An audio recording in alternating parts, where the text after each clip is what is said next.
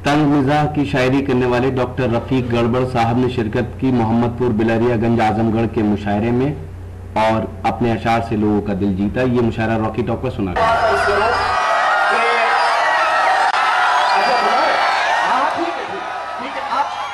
ज्यादा मेहनत क्यों कर रहे हैं?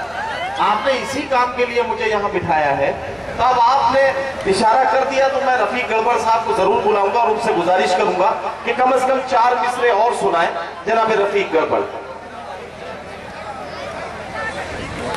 अच्छा 4 मिसरे और मैं आपकी अदालत में पेश कर लूं।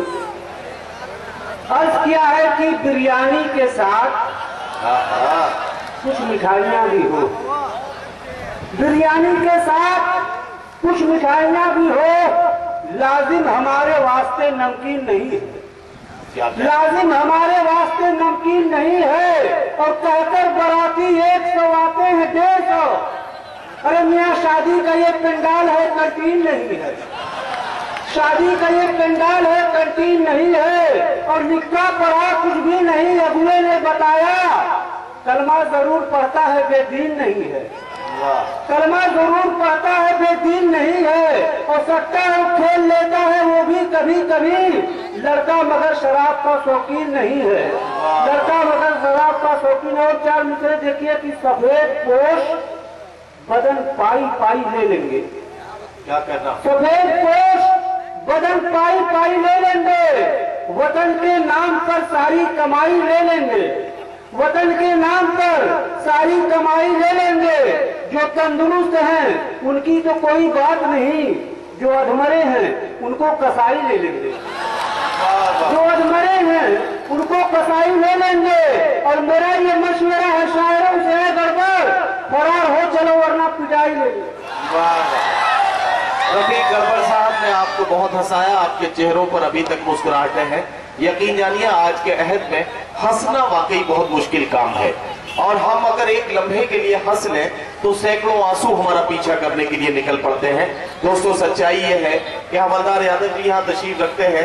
हवलदार साहब, हालत ये है कि 2 महीने हो गए हैं बंद है हम पर मटन, दावतों में खा रहे हैं भिंडियां अहले सुखन, खा के घुइयां क्या दिखाएं शायरी के बागपन, सूख के पालक का पत्ता हो गए हैं गुलबदन, नफरतों की भीड़ में देखो तो क्या क्या खो गया, सब्जियां हिंदू हुई बकरा मुसलमान हो गया। ये तर्जिया मज़ाहिया शायरी का कमाल है कि शायर अपने आप को निशाना बनाता है, लेकिन हमें और आपको हंसने और मुस्कुराने का मौका देता है। लेकिन आज के अहद में नई नस्लें बहुत होशियार, बहुत चालाक हो गई हैं।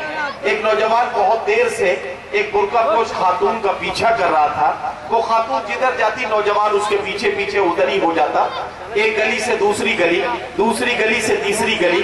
जब 3-4 गलियों के बाद वो किसी रास्ते पर मुड़ा, खातून रुकी, उसने अपने चेहरे से नकाब उठाया और नकाब हटाने के बाद कहा, बेटा मैं तुम्हारी माँ की उम्र की हूँ, तुम इतनी देर से मेरा पीछा कर रहे हो, मेरी ये समझ में नहीं आ रहा है कि आखिर तुम्हारा मकसद क्या है।